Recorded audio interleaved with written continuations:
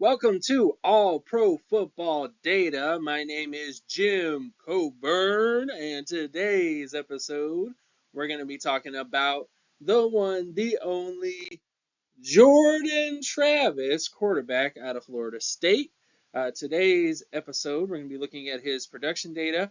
A couple notes about him. He's most likely to steal your girl, and he's the first Florida State starting quarterback to win 3 games against rival Miami. So, I don't think there's anything significant about that statistic other than, if you don't like the Hurricanes. I mean, the Hurricanes are fine. I like the Miami Hurricanes. But let's get into it. The mobile quarterback score. It's a raw statistic gathered from a school website or college football reference. The raw statistics are then transformed into a market share score, or the raw statistic is saved in the system. So, for example, yards per touch, or you don't really need to do much with that. It's already ready to go. But market share, which is where you take a team's or individual statistic, such as rushing yards, and you divide it by the team total to give you a market share number, that number is transformed. So the transformed statistic or raw statistic is then ranked against positional peers to get a percentile score. The offensive market share score, touchdown market share score, touchdown percentage score, and average yards per touch are added together and ranked against positional peers, which gives you the mobile quarterback score.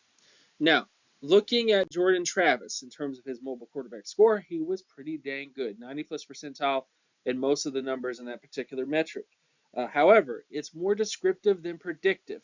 So it doesn't necessarily mean that you're a great quarterback if you score really high in this particular metric, because most quarterbacks are average. The average score for a starter, Pro Bowler, and All Pro is in the 40 to 50 percentile in most of these metrics. And some of them are in the 60 percentile. But for the most part, you don't have to be a great mobile quarterback to be a NFL quarterback or to be a great NFL quarterback, as you can see based on the threshold. So again, it's more descriptive than predictive. And this current data set has 1,276 quarterbacks since the 1956 NFL draft class. And it's only going to keep getting bigger the more I do what I do. Now, going to the next point, the quarterback score, which is like the quarterback passing efficiency score. This is raw statistics that are gathered from school website or from college football reference. The raw statistics is then ranked against positional peers on a 10-year sample. You add in the strength of schedule score and the SRS or strength of team score, and those are added to add context and depth to the production. So if you played at Alabama or LSU or whatever team it is, how strong was the team and how strong was the competition in which you faced? Those are big things that really matter in terms of projection, and it gives you context to the production. Then that score is ranked against every positional peer in the database, regardless of the year that they played. And ta-da! You have the quarterback score. And with this score, the data trends have been very, very strong. Starting with the All-Pro average is in the 96th percentile in terms of the All-Pro average for the best quarterback score. So this is the best statistical season that a player had in college. And then, of course, you look at the average career score for an All-Pro player is 92.46. The average best score for a Pro Bowler is 87.60. The average career score for a Pro Bowler is 75.53. The average starter score is 85.51 in terms of the best quarterback score. And then the average career quarterback score, which is essentially the mean of a player's quarterback scores, is 74.64 out of 100 in terms of his the starter scores.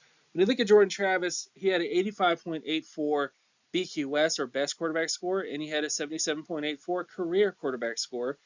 Those numbers pretty much hit above the Pro Bowl averages, or at least I wouldn't say the Pro Bowl average, probably his starter averages is kind of where they hit above. But there is a concern with him. His age. Looking at the quarterbacks who tested very similar to him based on all of this data collectively, his age, his mobile quarterback score, his BQS, his CQS, and all those other sort of factors, Jordan Travis did not really test with the best of quarterbacks. He kind of tested near Ryan Tannehill, who's kind of better in a lot of ways in terms of his CQS score. Stoney Case is another guy below him, Skylar Thompson, and Malik Cunningham, who was a guy from last year who didn't really do a whole lot so far in his career, but we'll see what happens with him. But they all have a lot of things in common, which is they're kind of older prospects who were productive in college but weren't elite productive in every single particular metric. And of course, it helps for Ryan Tannehill to be a first round draft pick. Of course, that helps a lot. Teams invest a lot more in you. They give you all the reasons. If you fail as a first round draft pick, either you don't like football or you probably shouldn't have got drafted there to begin with. So, now, going to the last point in terms of outlook. Jordan Travis profiles as a backup to potential starter long term. The biggest red flag on paper for Travis is his age being in the bottom 20 percentile. Travis is more likely to become a backup to reserve based on his overall data. That's just is what it is, guys. His age is definitely a major factor to him. He is productive. He has the production traits on paper to become a starter.